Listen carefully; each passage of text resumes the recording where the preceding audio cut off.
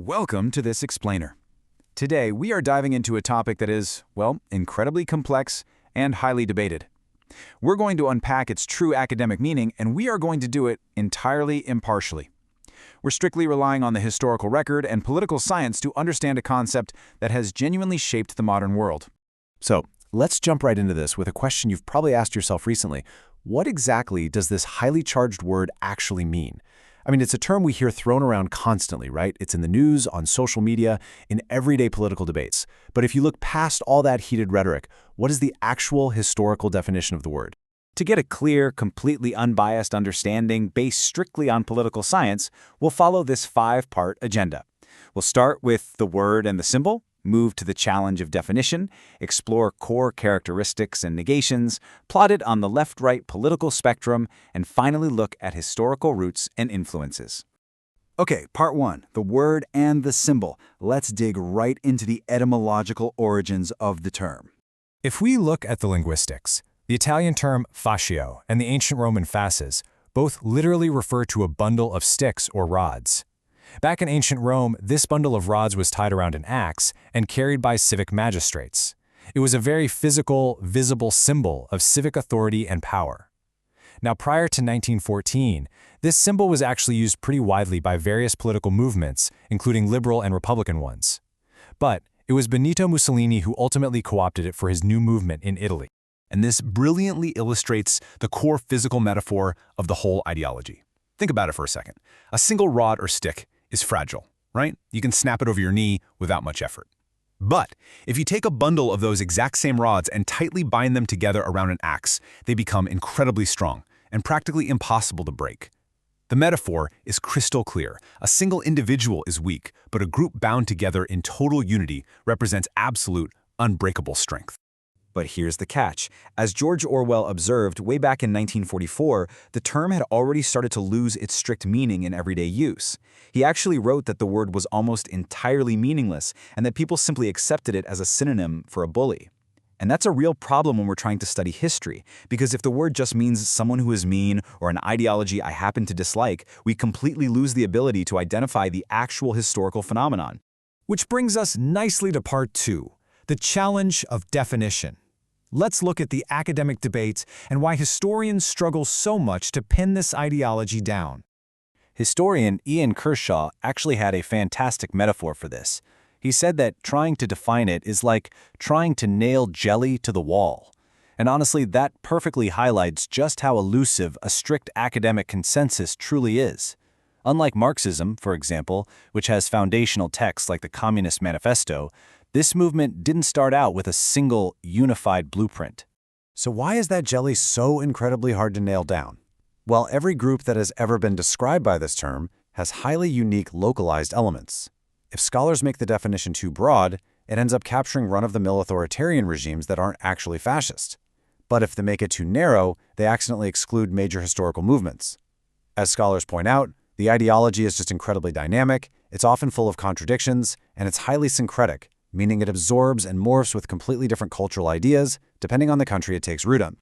Let's move on to part three, core characteristics and negations. We'll explore what scholars call the new consensus. Despite all those challenges, historians really have worked hard to find some common ground. Stanley G. Payne offers a widely respected three-part framework for identifying these movements. First, he looks at what the movement negates or opposes. Second, he looks at its ultimate goals, specifically the creation of a nationalist dictatorship and the expansion of the nation into an empire. And third, he looks at its style. This includes a political aesthetic full of romantic symbolism, mass mobilization of the public, and most chillingly, a highly positive view of political violence and war as a legitimate means of national rejuvenation. So the crucial point here is understanding exactly what it opposes. This is totally fascinating, because the ideology defines itself heavily by what it is against. It is fiercely anti-liberal, strongly anti-communist, and notably, anti-conservative. Now you might be wondering, why on earth is it anti-conservative when it's placed on the right of the political spectrum? Well, it's because true historical fascism doesn't want to conserve the existing traditional order. It actually seeks a revolutionary transformation of society to create something entirely new, totally overturning the old parliamentary systems in the process. At the very heart of this academic new consensus is this truly critical concept, palingenesis. I know, it's a big, complex word, but it simply means the myth of national rebirth. The entire ideology relies on convincing the public that the nation has fallen into a terrible period of severe decadence, weakness, and decline.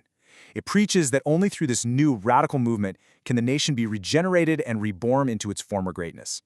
Prominent scholar Roger Griffin takes this a step further. He argues that this paleogenetic rebirth, combined with populist ultranationalism, is the absolute minimum criteria required for a movement to be genuinely categorized this way. If a political movement doesn't have this driving myth of a populist, ultranational rebirth from a state of cultural decay right at its core, Griffin argues it isn't truly part of this specific ideology. All right, part 4, the left-right political spectrum. Let's explore where we actually position this ideology. Academics basically universally place it on the far right of the left-right political spectrum. This placement comes down to its extreme social conservatism, its embrace of strict authoritarianism, and its fierce opposition to egalitarianism. As scholars point out, the more an ideology believes that inequality among people is unavoidable or even desirable, the further to the right it sits on the traditional spectrum. Yet, history is messy, right? The historical record shows us it has a highly complex, almost contradictory evolution. During World War I, it was actually founded by national syndicalists who utilized distinctly left-wing labor organizational tactics and mass mobilization strategies.